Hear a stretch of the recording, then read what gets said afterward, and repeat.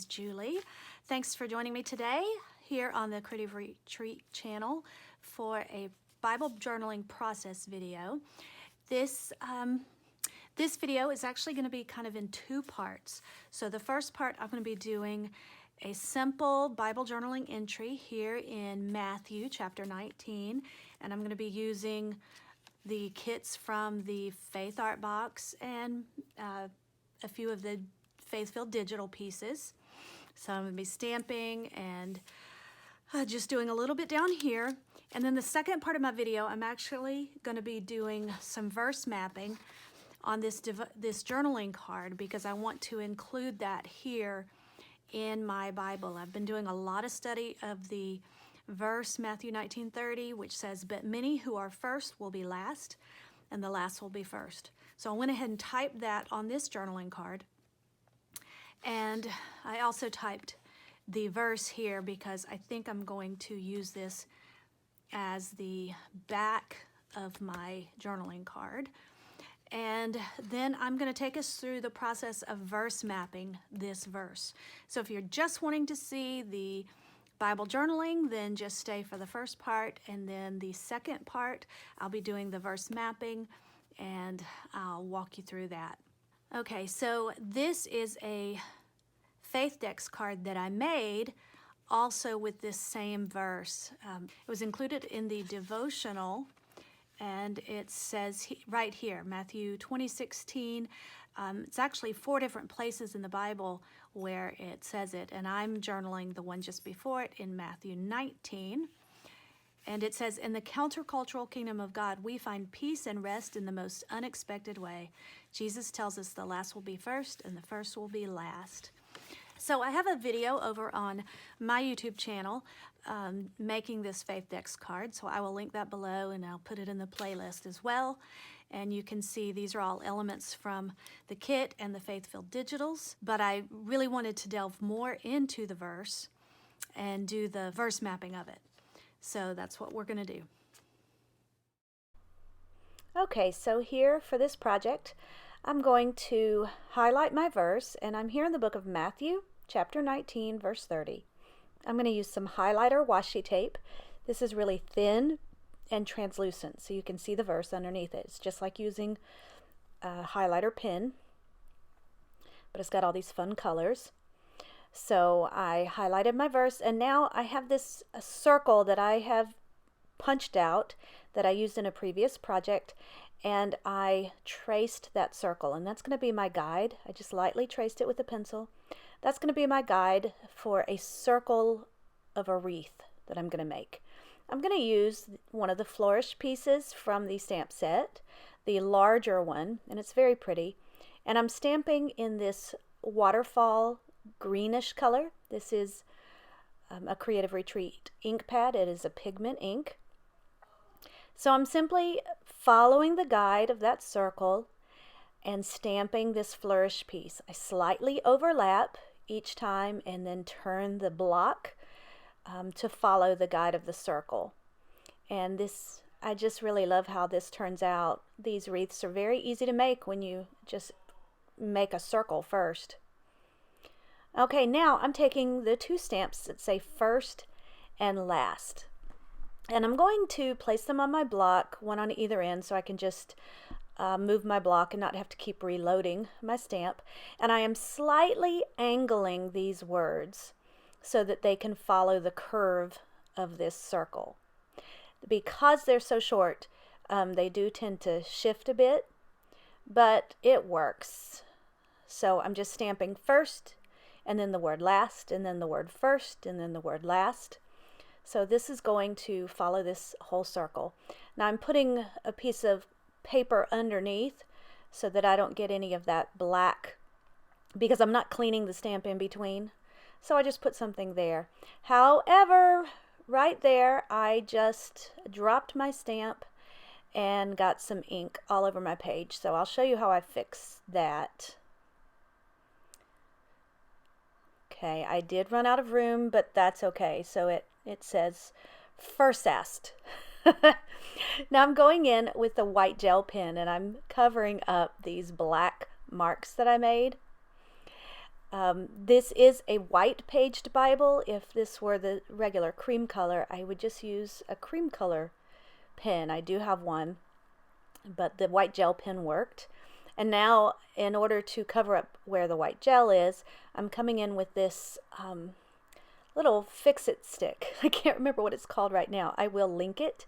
It's a sponge tip applicator, and I just pick up some of that ink directly and I can cover that up, and you can hardly notice the mess ups.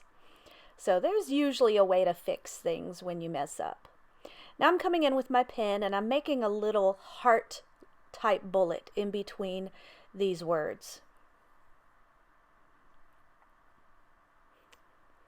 So that whole circle, it's just, it alludes to that, the turning, the reversing of the order of things. And this sticker that's on the decor sheet that says, "The King Who Reversed the Order of Things."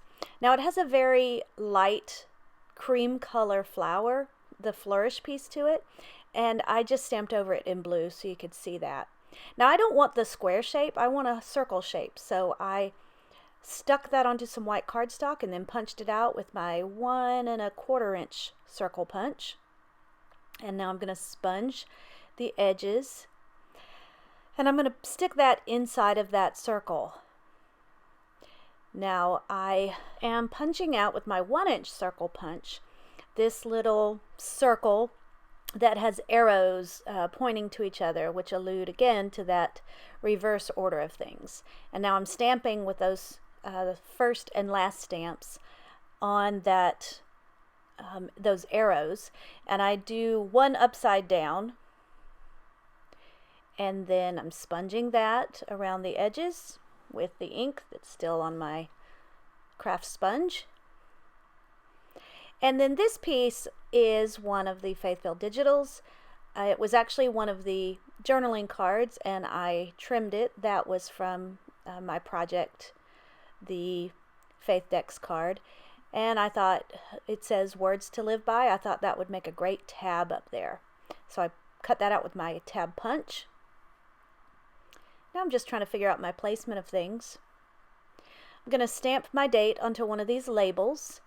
I didn't get a good impression, so I just come in with a pen to fix that. And I'm going to cut that out and use that down here at the bottom. Just trying to figure out my placement. So before I place anything else down, I'm going to do a little bit of black splattering onto my page with some black watercolor. I just wet a paintbrush and splatter that just slightly by tapping my brush. Now I pull out this washi tape from my stash. Colors match nicely. And I put that down at the bottom, and that's going to anchor these couple of elements down here, the label with my date, and then this coin that says last will be first. It says last first. I will write in there will be. Okay, so now because I cannot resist, I'm going to put some dimension foam tape on the circle that I punched out that says "The King Who Reversed the Order of Things." And you could certainly just stick it down, but here I added some dimension and I still had some string on my desk, so I just put that under there too because I just can't resist some texture. I use that same washi tape and that's going to anchor my tab up at the top, and then I pull out the sticker, the piece that says Upside Down Kingdom, and I stick that up there at the top. So I have a little cluster up at the top and then at the bottom. And here I'm writing in will be, so it reads the last will be first.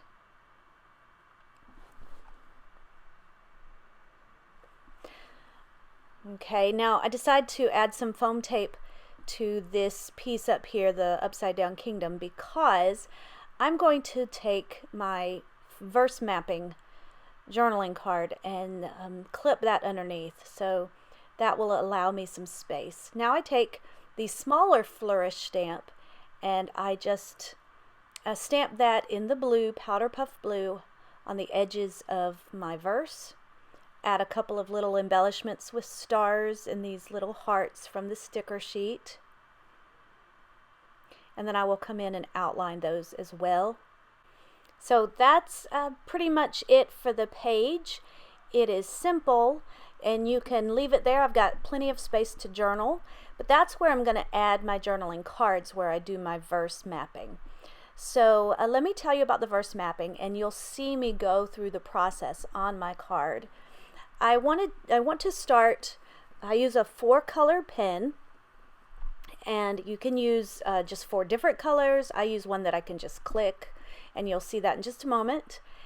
And I write, first of all, underneath my verse reference, I write the other reference verses, like a cross-reference. So there are 3 other verses that I write down. It's Matthew 20, verse 16, Mark 10:31, and Luke 13:30. I want to cross-reference that this verse is located in these other areas too. So I also want to write over there what the context of this chapter is. And earlier in this chapter, Jesus talks to the children and says, "Let them come to me, for such is the kingdom." And then it talks about the rich young ruler and how his world needs to be upside down in order to accept salvation. It talks about the vineyard laborers, where it doesn't make sense according to the way that we typically earn wages. And then after this comes, Jesus goes to Jerusalem and he's condemned to die. Up at the top here, I write a little more context. Jesus is speaking to the Jews and about the Jews who believed that just because they were Jewish, they were guaranteed salvation, that they would have the first place in heaven. Okay, so now I take my blue pen and I'm circling these key words. I circle first, and then connect those, and then last, and connect those. And then I write the definitions out to them. So the first time it mentions first, the word is proton in Greek, and it means the order or place or importance. But the second time it mentions the word first, this is the form protus. It's a superlative form. It means the best or the foremost. And that's significant here because the first will be last, and the last will be first. So those who were last are going to be the best. They will have the foremost position.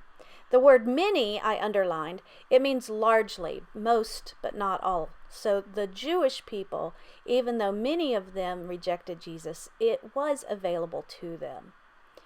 Okay, so now in green, I come in and I write down the words. I circle the words will be, because that means future, not now.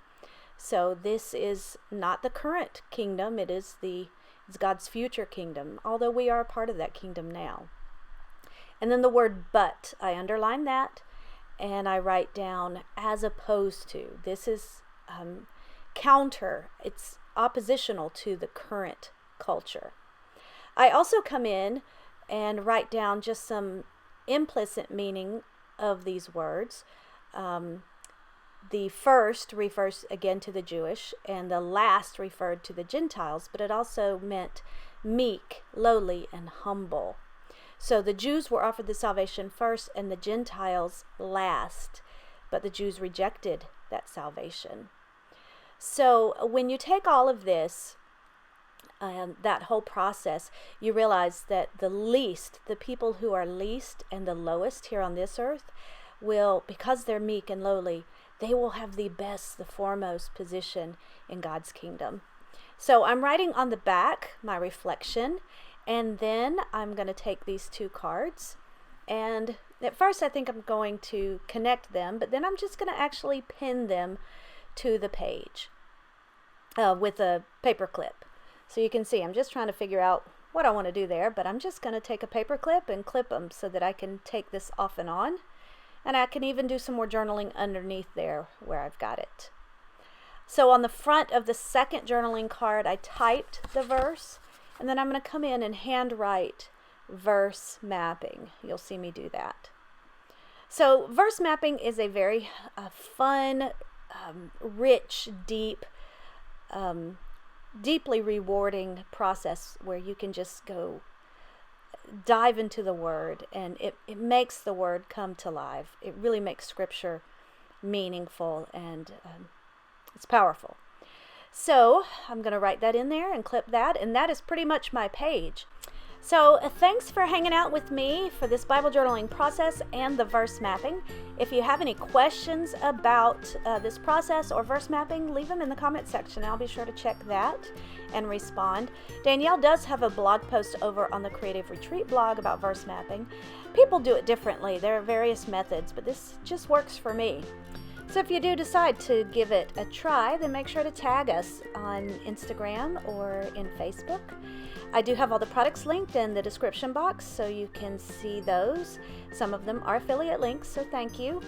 If you like this video, give it a thumbs up. Subscribe to this channel if you haven't already. Thanks so much, and God bless. Bye-bye.